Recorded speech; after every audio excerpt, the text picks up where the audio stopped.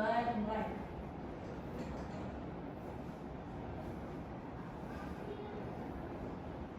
Berdoa selesai. Rifka Rizkia hadir. Nur Fadila Badib Hadir. Fadila Urumi Hadir. Siti Revalia Hadir. Pira Khairunisa. Hadir. Jadi hari ini pertemuan kedua kita akan membahas materi dampak sampah terhadap lingkungan laut. Ada yang tahu arti kemaritiman di sini? Saya Ibu. Apa? Kemaritiman itu membahas tentang maritim. Oke, baik. Ada lagi? Oke. Baik.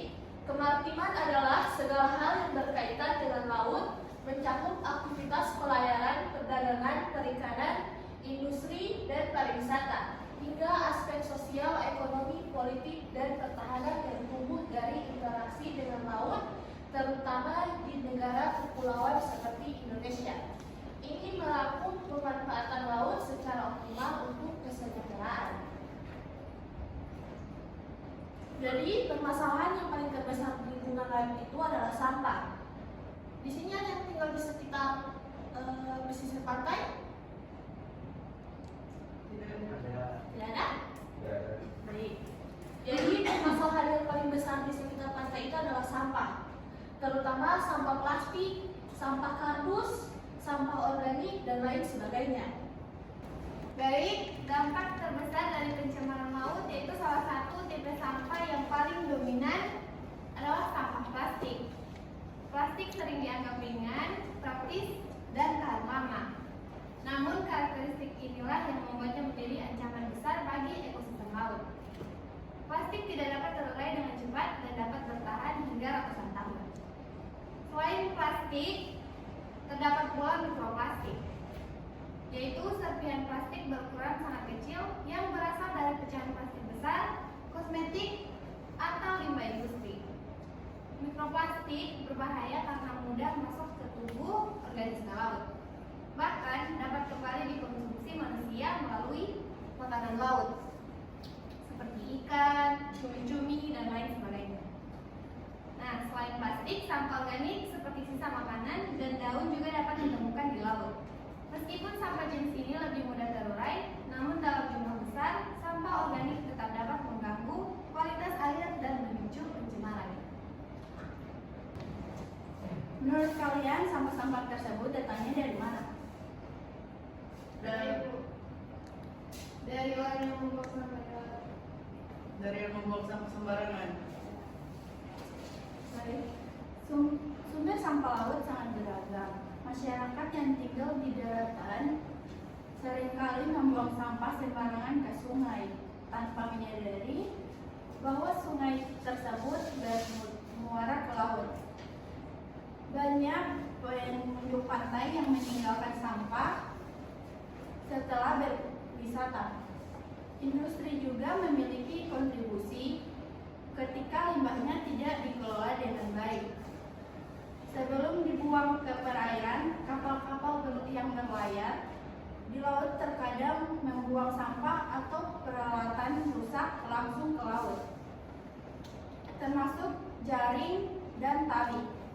Semua aktivitas tersebut menambah jumlah sampah yang mengendap di dasar laut maupun mengapung di permukaannya. Kira-kira apa dampak paling berbahaya jika pantai di sekitar kita tercemar? Ada yang bisa menjawab? Ya, kamu? Rusaknya terumbu. Ada lagi?